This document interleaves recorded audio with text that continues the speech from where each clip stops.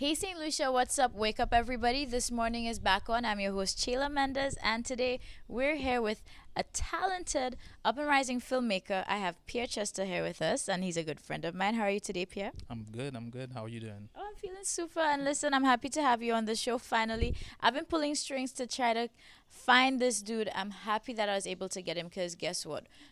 During the month, we've actually featured films from the Independence Film Competition. Right now, I promised you I'd get you the winners. So why not start it off with the champ? This is number one, all right? He took first place in the Independence Film Competition. So we're going to go and really get inside his mind, see what went on behind creating that film as well. His film was called Two Gold Coins. So, Pierre, first of all, take us through that journey. Let us understand your film even better. Okay, well, Two Gold Coins. The the film is basically about a young girl growing up in 1979, and she learning a lesson about hard work from her foster mother, to say, so to say. And she's a bit rebellious, a bit. She has an attitude to say, and her mother she wants to be strict with her, but she understands that she needs to learn a lesson because she's been given this attitude for a long time, and then her mother kind of puts the foot down and let her know, okay, you're not going anywhere. You helping me do work around the house today. So she kind of punishes her, but teaches her a lesson in the end. And in the end, she gets two gold coins as a reward for her hard work. Great. Now, of course, with the theme, because it was very patriotic, what was the theme again for the competition? The theme is what I think was what makes Saint Lucia unique, All right. and I decided that. Well, that idea actually just came to me. I don't know how it just came, and how I saw it was in what makes Saint Lucia unique in terms of its people and the hard work we put in day after day, and we get to reap our rewards as well. So to me, that would make Saint Lucia really unique because I think we're very hardworking and we are hardworking people, and some of them you don't even know that's hardworking. They put in a lot of work. So I think that's what makes Saint Lucia unique within the Caribbean. I mean, the other people put in hard work, but I think our hard work has purpose behind it. It's well thought out. It has meaning behind it. Great. And you know what? Too many times, all these hard workers go unnoticed, undiscovered. They're underground, just like yourself, Pierre. Now you're coming out, and this is why I want Saint Lucia to know you because we do have a film industry and a movement here that is apparently a bit larger than I even imagined. In terms of the quality too, we were so impressed with what we saw from generally all the contestants, all the competitors in this. So this is amazing as well, and that's what I'm saying. We're getting inside the mind. So this is his take on why St. Lucia is unique, and everybody had a different approach. So, when you took part in this competition, going in, and then of course now seeing the after product with hindsight now, Yeah. what everybody else produced, how do you feel just in general about our film community? Well, to be honest, I was really surprised when I saw the other participants submit their films. I really didn't know Saint Lucia had that much talent in terms of filmmaking, and it really opened my eyes to see, okay, and it kind of made me see where I'm placed in the whole community. So it was a really enlightening experience, I must say. Not only to see how people reacted to my film, but to see how the content that other filmmakers put out there. It was really enlightening for me. Good stuff. Well, you should be feeling really proud and, Yeah. sitting on that high throne because I'm sure right now, obviously, you know your placement in the community. Yeah. But of course, next year it's going to happen again. So everybody needs to start sharpening their skills because I can only imagine people are going to get better. And for you, though, where did film start for you? Well, film actually really started when I started to go to school for it. Initially, I was into video making, but just music videos mostly. But then I wanted to up my skill and up my game and really be certified in what I'm doing. So I decided to, well, go to film school, which is in Trinidad, which I surprised they had it. And that's where the love and understanding of storytelling grew. And I just really want to come back now and just kind of start it and create more and just create a lot of stories because I think we have a lot of stories to tell in St. Lucia. And so yeah, it started from school and learning about types. So I'm not just shooting now. Every shot has a meaning. Everything that's seen on screen, it has a meaning. So I kind of learned, and my eyes changed a bit. So I think that's why it opened me up to storytelling in a whole. All right, well, super. Well, St. Lucia, you need to follow Pierre. We are going to follow you on your journey and see what stories you tell through your perspective. And of course, let St. Lucia know how they can follow you and keep track of your work. Okay, well, on YouTube, you could check me out. Um, I have most of my music videos there on. Just search my name, Pierre Chester, or eFilms SLU. And on Vimeo, you can check out some of the short films I've already done. Vimeo.com/pchester. All right, perfect. So, St. Lucia, we've given you the inside scoop and got inside the mind of Pierre Chester, our champion for the Independence Film Competition. So, of course, make sure you follow and, of course, support our own.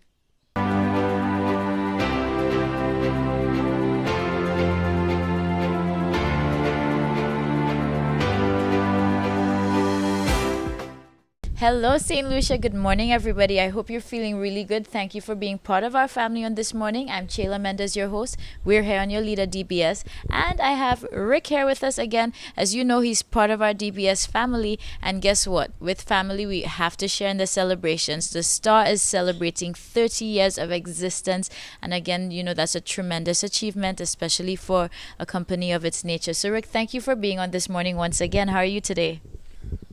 I haven't been too good for ever since the bad news on Derek. I anticipated it the night before he died. Actually, I called on believers in the country to do what they do best: pray for him. I mean, they're not doctors.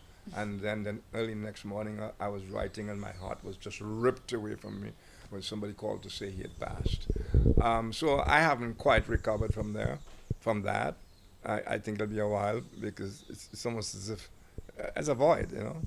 But celebrate. We've twice celebrated. I think it's every 10 years. And DBS has a tape that's worth looking at about the last time we celebrated and who thought we were great and wonderful. One of them was Kenny Anthony. And a few others were saying what great work the Star had done. The Star has done great work. Everything that's happening right now is a consequence of the Star's boldness, even taking chances. I got sued so many times, you know, won, but taking to court, politicians taking me to court, not regular people, always politicians. I was in my living room in California, Woodland Hills, California, and thinking of coming back home. You know, I always was thinking I'd spent so much of my life outside, and you know, you have success overseas, and you never quite, which is why again Derek comes up. I understand, you know, people actually say things like, if he's doing so well, what's he doing here? Morons, you know. But I always wanted to come home.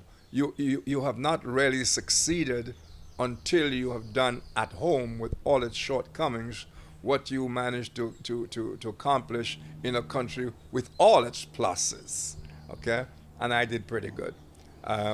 So I sat there planning the kind of newspaper I wanted to do.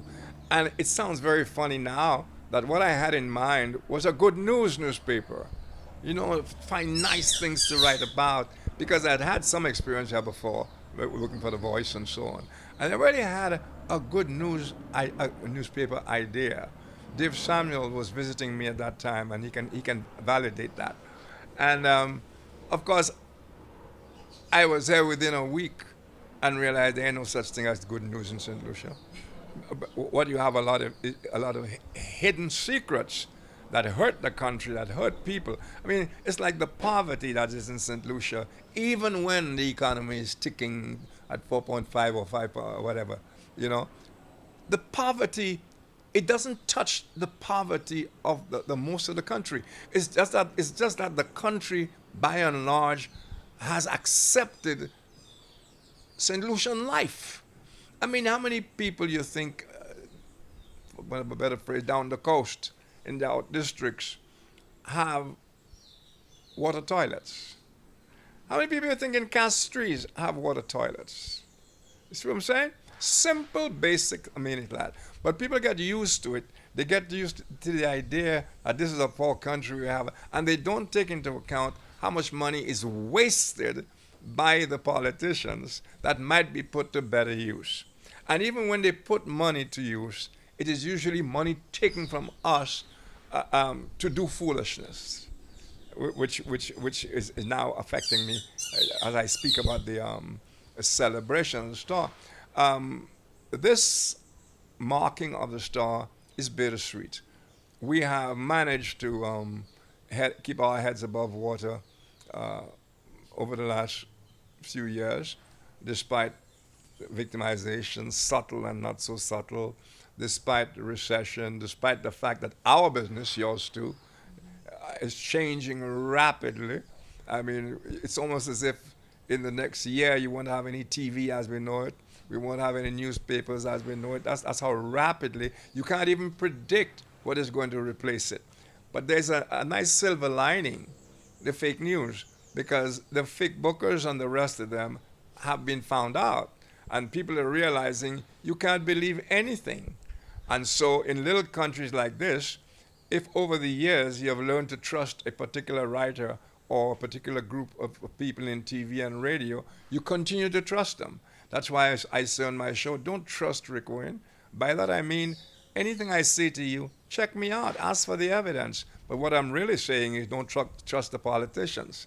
When they say something, let them prove it, because they're going to lie to you. Politicians live by lies. Only they call it expedience, but it's lies. And these are the things that the Star found itself specializing on. I hear people making references to things that happened. They know nothing about it. And what they do, the little that they know, has been gleaned from things I say on DBS relating to articles I wrote. Like, I wrote articles about Pigeon Point when they were doing it, when they were linking it. I wrote articles about what happened at Jalousie when the idea came up to what they were calling the desecration of our land. Today I was hearing some talk about we were desecrating the graves of people buried at Pigeon Point. I suspect they're all white people. They're all, none of them is in the context than a nigger. I'm going to use it in the Derek Walcott context. So, like I say, it is a celebration that we survived these last 10 years because it's been extremely difficult on a number of fronts. I mean, the Star could close 3 months from now. It could happen. A lot of newspapers around the world have closed. I know how much St. Lucia would miss the Star if it's not there. Even those who are most vociferously against us because we tell it like it is. I have a laugh at people say that Rick has lost all credibility.